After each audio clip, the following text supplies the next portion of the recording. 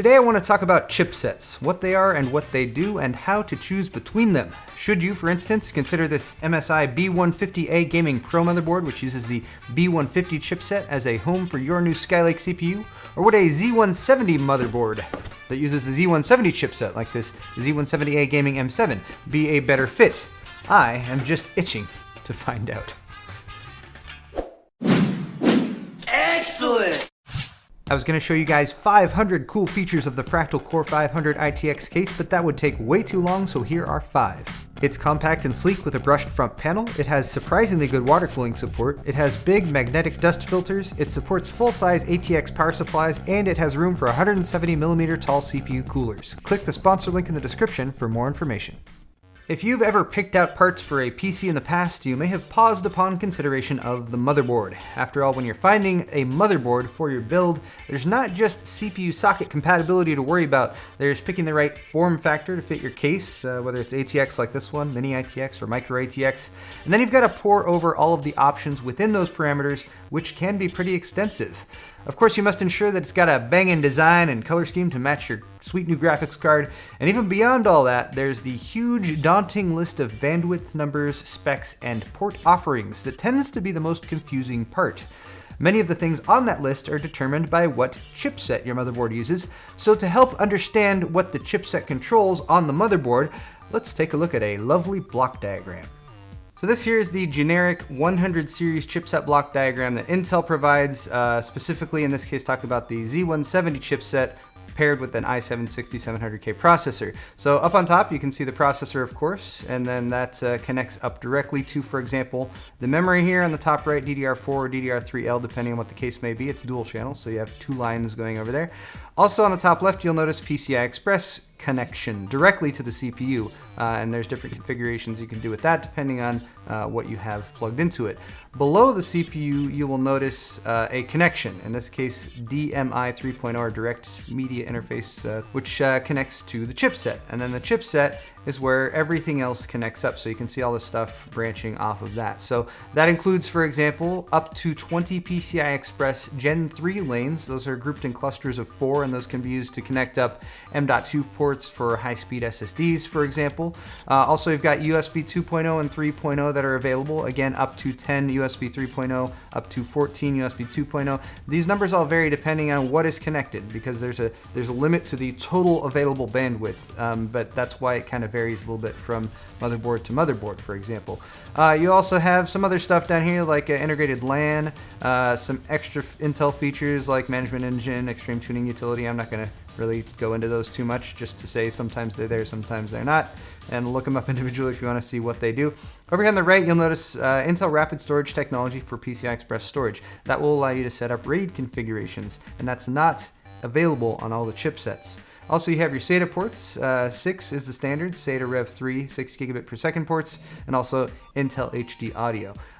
Bear in mind again that this is the Z170 chipset that we're talking about here, and this is the top of the line of 100 series chipsets from Intel. So you can imagine that all of the other chipsets derivative of this are going to have some arrangement of these features, but they're going to have a reduced quantity or reduced speed in certain areas. Let's take a look at an AMD motherboard before we move on, though. Here is a socket AM3 Plus motherboard from AMD. That is their CPU side. That's not APU, so you got a CPU, and these all require discrete graphics cards. But this is a GA990FX UD7 motherboard from Gigabyte, and uses the 990FX chipset. You can actually see the motherboard on the left and then the block diagram on the right. So there's the 990FX, and then there's also an AMD SB 950 chipset down below that. Yes, kids, AMD's mainstream AM3 Plus motherboards have a North Bridge and a South Bridge 2 chipset. That is like 2 chipsets for the price of 1. This actually used to be the norm for all motherboards until more and more stuff from the chipsets was moved into the CPU. So here you can see, for example, the CPU up at the top does not directly control your PCI Express lanes. Those are controlled via the 990FX North Bridge. So this means that the choice of North Bridge on the AMD side can affect how much PCI Express connectivity you have. So that's something to look into. When AMD's AM4 platform comes out in 2016, they're going to be going to a single chipset design, which is the same thing that AMD's FM2 platform uses and Intel's platforms that we're talking about today use. So the Northbridge and Southbridge chipset configuration will finally be a thing of the past that old computer builders reminisce about. It's very nostalgic. Here's one more block diagram to look at. I know they're incredibly sexy, but I actually feel like they do a great job of sort of giving a visual of how everything's connected. So this is an actual motherboard that you can buy. This is, again, a Gigabyte motherboard because they're very consistent with providing the block diagrams. This is the Z170X Gaming 7, so you can see the CPU up at the top. PCIe lanes are connected over here on the left side via a switch that determines, again, whenever one is plugged into the other, you get a single by 16 or 2 by 8 lanes. And then also the memory over here, and then you can see some more specific connections for like display connectors for the iGPU. The Z170 chipset down here below has just an absolute crap ton of stuff coming off of it. So that includes all of your SATA Express, M.2 socket 3 up here on the top right, a USB 3.0 hub that they've entered to give you additional USB ports, although that is a hub, not an additional controller. USB 3.1 controller from Intel to give you your Type-C and your USB 3.1 here. Also your USB 3.0 and 2.0 connectors, dual BIOS. You've got your sound coming off here in the lower left. And then you've got, like, for instance, those little tiny PCIe slots. Those come off of the chipset, not directly from the CPU. So there's your by 1 slots. And then you've got a switch here for your M.2 socket 3, as well as a PCI Express by 4 in this little area. And this is kind of something to keep an eye out for as you're looking at stuff, is because this is a switch. That means if you use one and not, if you can only use one or the other. So that again, just something to kind of keep an eye out for. And then motherboard manufacturers also have the ability to add stuff on that might not exist natively as part of the chipset, but they can use the PCIe lanes coming off of it to connect them up. So you've got like an ASMedia chip over here that gives you a couple more SATA 6 ports. You've got a killer E2400 LAN port here, and then an Intel Gigabit Ethernet LAN that they've added as well. So the main reason to get a chipset with a Z or an X on the front, like X99 or Z170, and we're talking about the Intel side here, is because it unlocks overclocking for corresponding CPUs with a K or an X on the end, like the 6600K or the 5960X. I don't think I can overemphasize how strongly I feel that if you get an overclockable CPU with a K or an X, you should get a motherboard that enables overclocking, like a Z170. If you're getting a non-overclockable CPU though, like a i5-6400, and that's totally fine, they're less expensive and not everyone likes to overclock, you can then be more open to other chipset offerings. So here's a list of them specifically for Skylake. You got Z170, H170, H110, Q170, Q150, B150. The Q and the B chipsets there are supposed to be for business use since they have some additional security features built in. But as you can see, MSI has had no problem slapping that B150 into a gaming board, and there are definitely other manufacturers who have done the same. Note the chipset comparisons here, but remember that every board might implement the chipset features differently. Just because the chipset has 8 USB 3.0 ports available, for example, doesn't mean that they will all be there and available as physical plugs on the board. By going with the lower numbered, or not Z-lettered, and then also theoretically lower priced options, that's usually the main benefit you're getting by going with the lower end chipset, is they're just cheaper, you're going to lose out on some higher end features. So you might not get SLI supports, there might not be as much peripheral connectivity like USB and SATA ports, and note this one specifically for the B150, you don't get RAID supports, and that's something that I do kind of like to have. So finally, let's take a closer look at this MSI B150A Gaming Pro. The board itself it's pretty, definitely, but actually we're going to start off by looking at the manual. I know, that's where the good stuff is.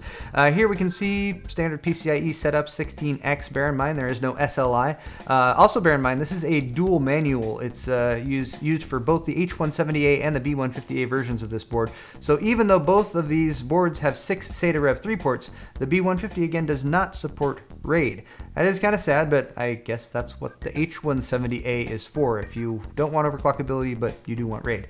Moving on to USB, they gave us all 6 available USB 3 ports and even made them all 3.1 compatible. Very nice, MSI. Only 4 of the available 6 USB 2.0 ports are actual plugs, but they did make up for that by adding an as-media controller for 2 more USB 3.1 ports. So that makes up for it. The board itself is black with red accents on the heat sinks, a nice finish on the PCB, and clearly some attention was paid to looks here since it has this mystic lighting feature with LEDs going up to the left and right side of the board. Oh yeah, it's dance party time. I think case lighting is fun, but kind of impractical, to be honest, at least when it means paying more for what is really supposed to be a budget board. Comparing other B150 board options, even if we're only limited to MSI boards, there's a lot of sub $100 choices that might not light up, but have very comparable features. So to sum up the chipset choosing challenge, I have 3 main points I think you should take away. First, always get a Z or X series chipset, or just an overclocking enabled chipset if Intel decides to change that Z or X thing in the future. Make sure it's overclocking enabled if you're getting an overclockable CPU. Second is give other chipsets a look if you're on a budget, if you have a non-overclockable CPU, or if you just don't need as much I/O or fancy features like RAID or SLI, you're not planning on using them, why pay for them?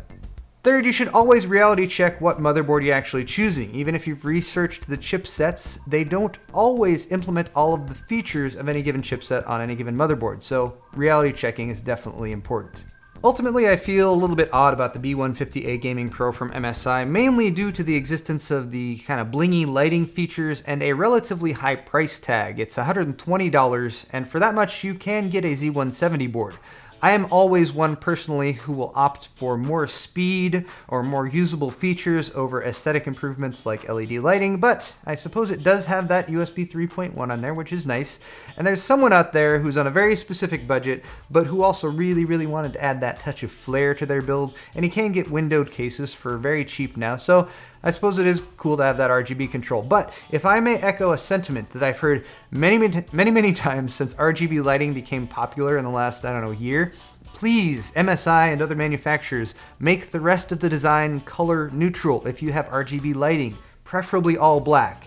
All white might work too, but these red accents on here, they're pretty small, but they're still red. And I feel like that limits what colors you can actually use with RGB, because you gotta match them with the red. That is all for this video though. If you enjoyed it, don't forget to hit the like button down below. You can also use my Amazon link, it's down there in the description if you are shopping for sundries for yourself or for loved ones. Feel free to visit my store at store.paulshardware.net, where you can support me by picking up a shirt like this one here. New designs are also up on there. There's a sale going on for shirts and some sweaters, and there's also ever popular mugs and pint glasses you can check out as well. Subscribe to my channel for more tech videos if you haven't already, and as always, thank you for watching.